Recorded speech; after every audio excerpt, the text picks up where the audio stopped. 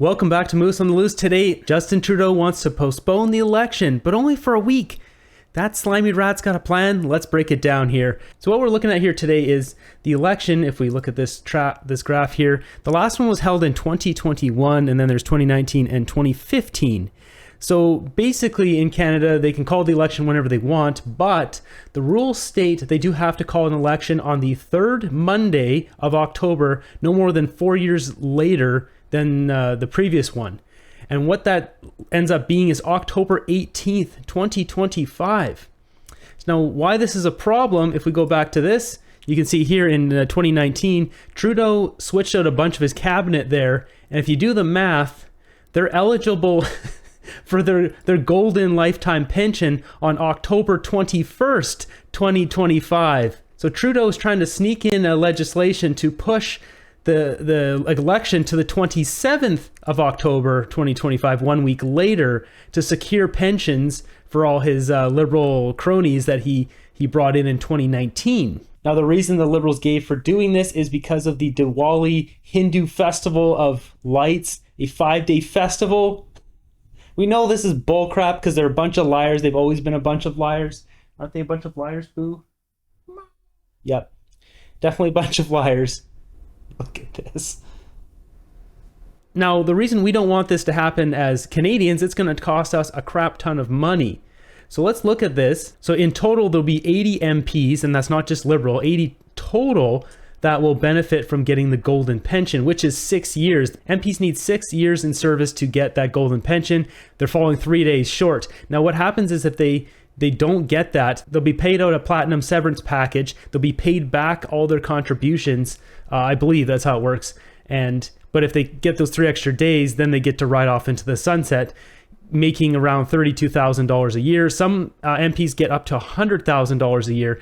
And depending on what age they live to, it'll cost us like $1.5 million per MP if they stay in there 3 more days. You see, this blows up real huge. So if we just look at the basic math, 80 MPs, that's Liberal, Conservative, Bloc, Green Party, NDP, etc.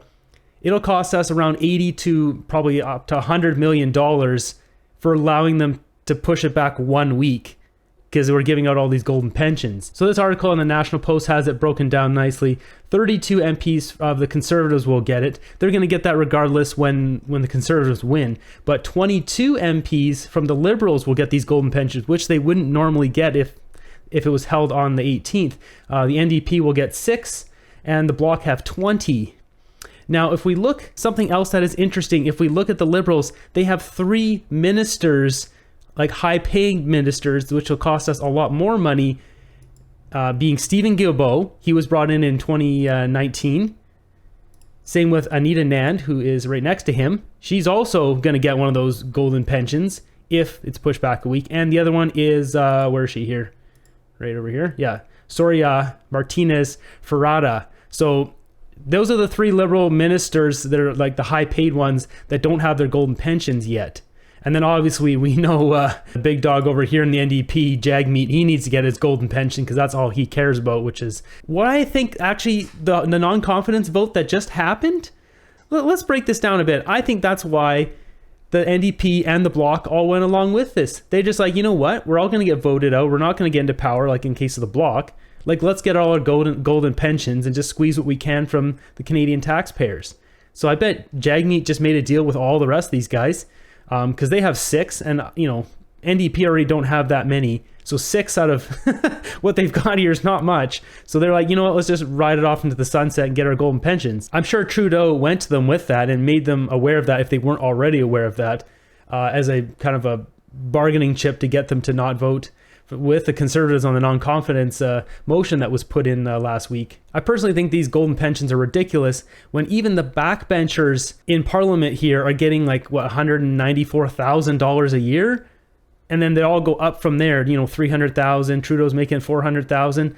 Like, they don't need golden pensions. They should have to earn their pension just like the rest of us. I don't have a pension. I have 0 pension because I've been self-employed for so many years. When you have people who work in the government and they're not in the Parliament like that, and they have to spend year after year. I've got friends, they've been working at it for 25 years. And then to have the ones in Parliament get it after 6 is ridiculous. At the very least, maybe 15 years. But it should just be fair. They already paid well. We should just put in I think the Conservatives, when they get in power, should get rid of that whole 6-year nonsense.